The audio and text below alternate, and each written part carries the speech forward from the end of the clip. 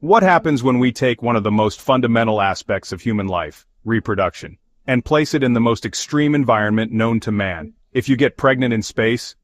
Let's dive into the science behind space babies. So, space is cool, right? But have you ever thought about how sex and reproduction work up there? In zero gravity, things get interesting. Forget cozy cuddles. We're talking floating around without friction. You'd need some serious teamwork and Velcro. But what if all that floating fun leads to pregnancy? Fertilization in space could happen, but the story doesn't end there.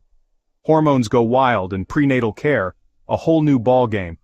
Microgravity messes with muscle and bone development, both for mom and the baby. And childbirth.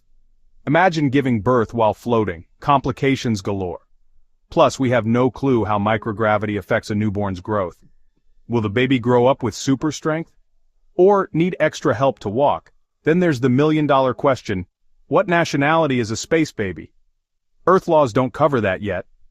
Are they American or an interplanetary citizen? Big questions, right? So, would you want to raise a kid in space? Drop your thoughts in the comments. And don't forget to hit that follow button for more out-of-this-world content. Let's start with the basics. In zero gravity, the act of sex itself becomes a challenge. Without the pull of gravity, every action has an equal and opposite reaction. This means that partners would push away from each other with every movement.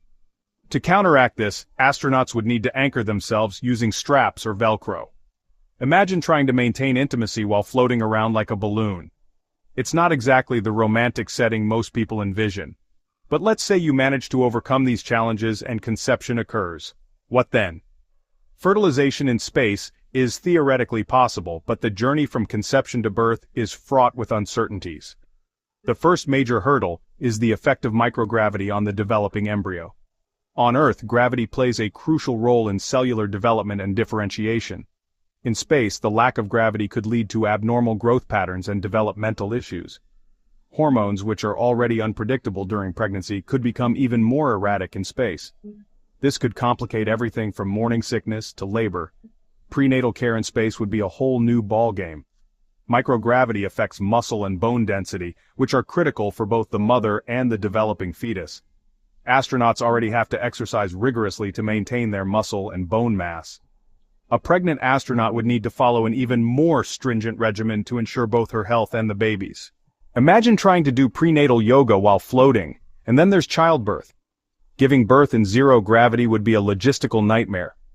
The lack of gravity would make it difficult for the baby to descend through the birth canal.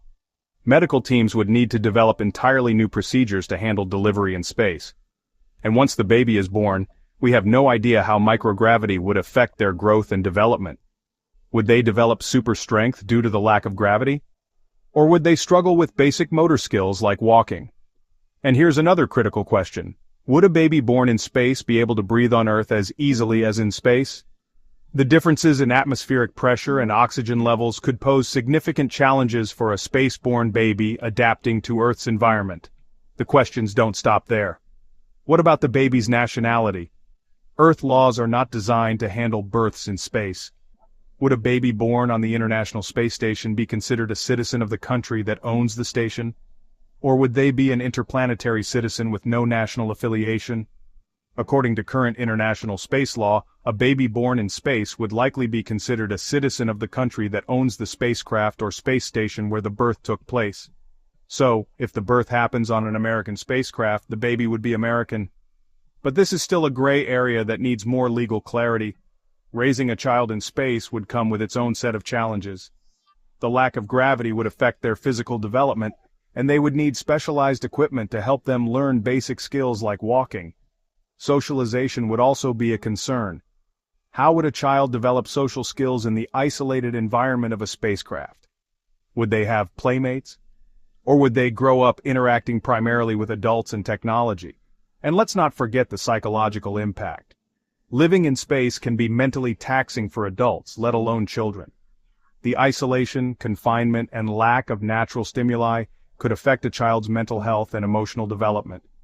They would need constant support and monitoring to ensure their well-being.